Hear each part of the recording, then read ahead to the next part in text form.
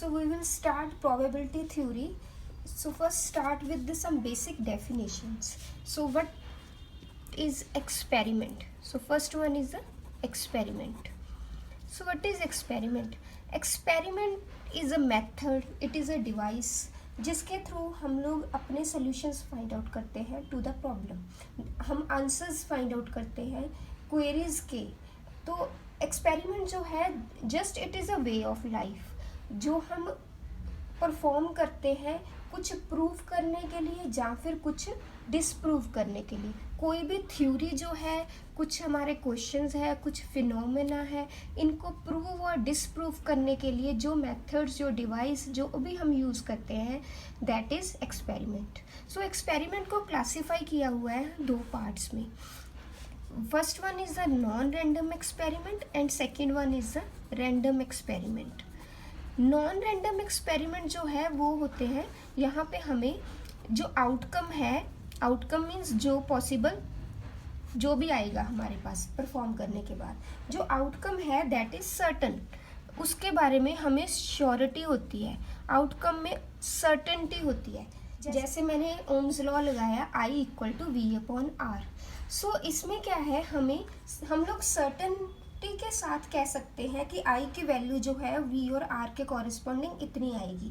अगर V और R की वैल्यू पता है देन I की वैल्यू फिक्स आएगी. इसी तरीके से अगर हम परफेक्ट गैस की इक्वेशन लगाते हैं that is PV equal to constant.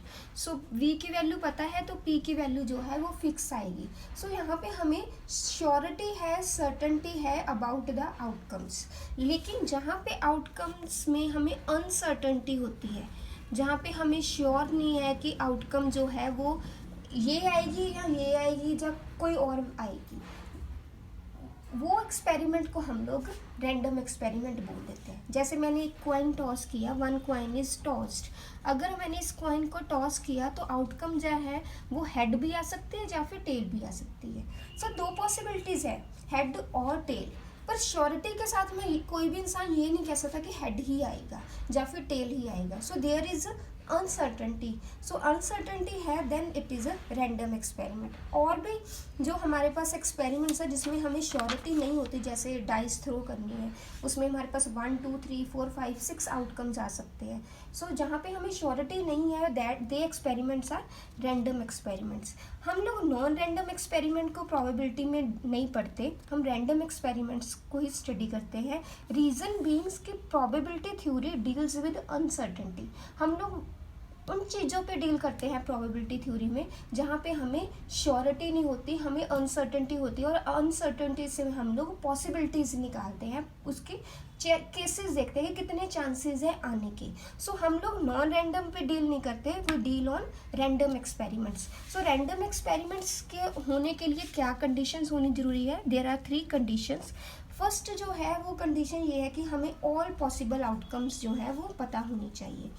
So we should have knowledge of all possible outcomes. जैसे मैंने हेड कॉइन टॉस किया, हेड और टेल, मुझे पता होना चाहिए क्या क्या आ सकते हैं, हेड एंड टेल. अगर मैंने डाइस थ्रो की तो टोटल पॉसिबल आउटकम क्या होंगे, 1 2 3 4 5 6. अगर मैं कार्ड चूज़ कर रही हूँ देन मुझे पता है कि टोटल 52 कार्ड्स है, तो मुझे उन सब के बारे में नॉलेज होनी चाहिए, उन सब के बारे में पता होना चाहिए कि ऑल पॉसिबल आउटकम्स जो है वो कौन से हैं. सेकेंड जो है वो एक्सपेरिमेंट आपको रेप्यूटेबल होना चाहिए. Experiment can be repeated. हम उसी कंडीशंस में, under same conditions, identical conditions, homogeneous conditions होनी चाहिए, उसी में हम लोग सेम एक्सपेरिमेंट को रिपीट करें तो हमारे पास वही आउटकम आए. जैसे मैं कॉइन को एक बार टॉस कर लूँ, 2 बार टॉस कर लूँ, 3 बार टॉस कर लूँ, तो मुझे पता है कि आउटकम जो है वो हेड आएगी और टेल आएगी. तो वो एक्सपेरिमेंट को हम रिपीट कर सकें सेम कंडीशन में. ऐसा एक्सपेरिमेंट नहीं होना चाहिए कि जिसको हम सेम कंडीशंस पे रिपीट ना कर सकें. लास्ट वन इज आउटकम जो है वो अनसर्टेन होनी चाहिए, जो हमने ऑलरेडी डिस्कस कर ली. Outcomes are uncertain. सो अगर 3 कंडीशन सेटिस्फाई हो रही हैं then the experiment is random experiment. तो हम उसको रैंडम एक्सपेरिमेंट जो है वो बोल देते हैं.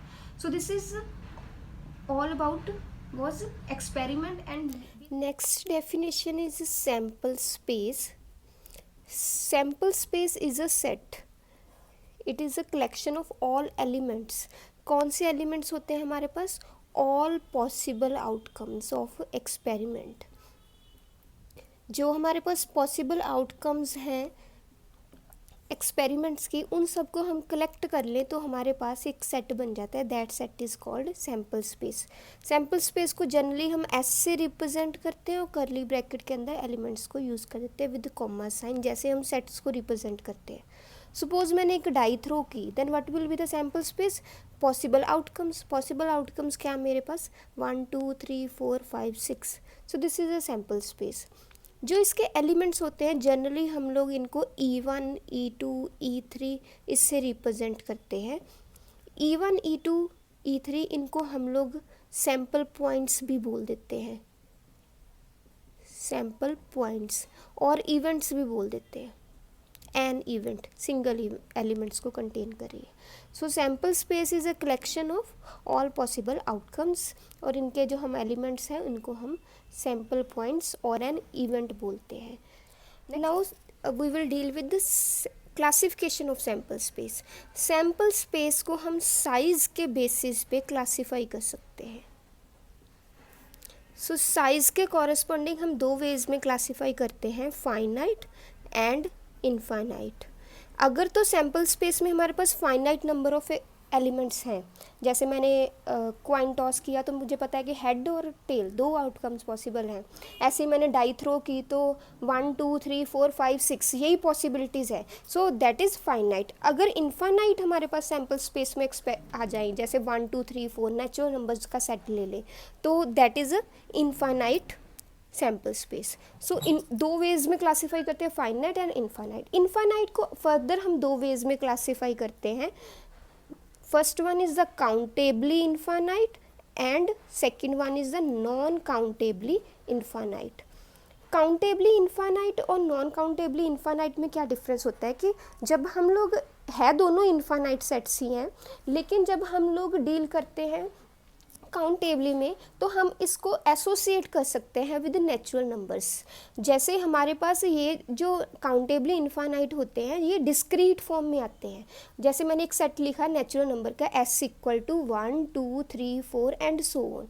This is a countably infinite set. तो इसको मैं या फिर मैं एक सेट ले लूँ 2 4 6 8. This is a countably infinite. Non countably में हम लोग इंटरवल्स पे डील करेंगे 1 to 2. तो इसके अंदर क्या है? Uncountables. This set is uncountable. Countable नहीं है इसके अंदर जो पॉइंट्स आ रहे हैं. ऐसे ही मैंने एक एलिमेंट ले लिया 3 4. So this sample space is non countably infinite. So non countably और काउंटेबली को हम इस वे से क्लासीफाई करते हैं. इन तीन वेज के कॉरेस्पॉन्डिंग नेक्स्ट हम नेमिंग देते हैं सैम्पल स्पेस को. that one is discrete and other is non discrete. So discrete में हम लोग अगर फाइनाइट है या फिर काउंटेबली इनफाइनाइट है, देन हम कहते हैं कि this is a discrete random discrete sample space.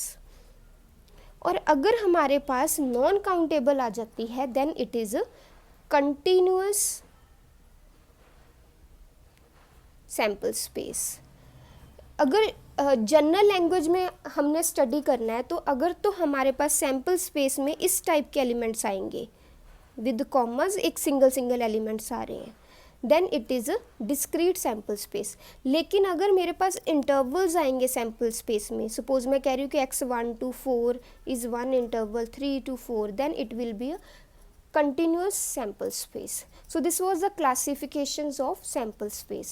Now move to next definition. That definition is event. Event is any subset of sample space. जो sample space है उसका कोई भी subset, that is event. Experiment की event हम उसको बोलते हैं. सपोज मेरे पास एक एक्सपेरिमेंट है, मैं डाई थ्रो कर रही हूँ, तो सैम्पल स्पेस विल बी 1 2 3 4 5 6. और मैंने एक इवेंट ए ले ली when even number appears. Even number क्या होएगा हमारे पास? 2 4 6. So A is a subset of S. It means A is a event of that experiment. Of experiment, so A को हम लोग इवेंट बोल देते हैं. So this is the definition of event. इसके अलावा कुछ और हमारे पास कंसेप्ट्स है, जैसे फर्स्ट वन इज़ आउटकम, जो हमने ऑलरेडी डिस्कस कर लिया है. आउटकम क्या होती है? कोई भी एक्सपेरिमेंट का रिजल्ट, दैट इज़ आउटकम. जो पॉसिबिलिटीज़ हैं दैट इज़ आउटकम. देन है ट्रायल. ट्रायल क्या होता है? हम लोग जो एक्सपेरिमेंट परफॉर्म कर रहे हैं, performance of random experiment, that is called trial. मतलब जो मैंने एक एक्सपेरिमेंट को परफॉर्म किया तो मैंने एक ट्रायल किया. अगर मैंने एक्सपेरिमेंट को 2 बार परफॉर्म किया तो मैंने number of times 2 times perform किया. इट मीन्स मैंने 2 बार ट्रायल जो है वो एक्सपेरिमेंट का लिया. अगर जो इवेंट्स है उसकी कुछ टाइप्स हैं. इवेंट जो है वो पहले मैं कर रही हूँ एग्जॉस्टिव इवेंट. एग्जॉस्टिव इवेंट्स कौन सी होती हैं? सपोज मेरे पास कुछ इवेंट्स हैं ABC, these are events, they are exhaustive. अगर इन सब का मैं यूनियन कर दूं और यूनियन करके मेरे पास सैम्पल स्पेस आ जाए, then these events are exhaustive event.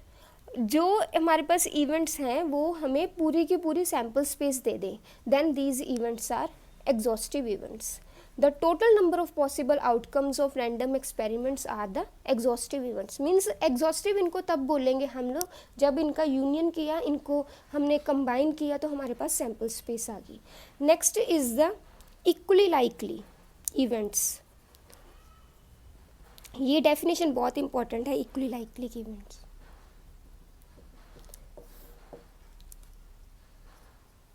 Equally likely events हमारे पास क्या होती हैं? सपोज मेरे पास 2 इवेंट्स हैं A एंड B. इन दोनों इवेंट्स को मैं इक्वली लाइकली तब बोलूँगी जब इनके प्रोबेबिलिटी जो है वो सेम हो, उन दोनों के आने के चांसेस जो है वो सेम हुए. There is no reason to expect one event in preference of other. दोनों के होने के पॉसिबिलिटीज़ जो हैं वो इक्वल है. जैसे मैंने कॉइन टॉस किया हेड और टेल, और हेड और टेल आने की पॉसिबिलिटीज़ क्या है? सेम है. हाफ हाफ दोनों की पॉसिबिलिटीज़ है. तो मैं हेड को क्यों चूज़ करूं या टेल क्यों चूज़ करूं? दोनों में प्रेफरेंस जो है वो इक्वल है, इसलिए दोनों इवेंट्स को हम बोल सकते हैं they are equally likely events. Next is the mutually exclusive events. This is also very important. Mutually exclusive events.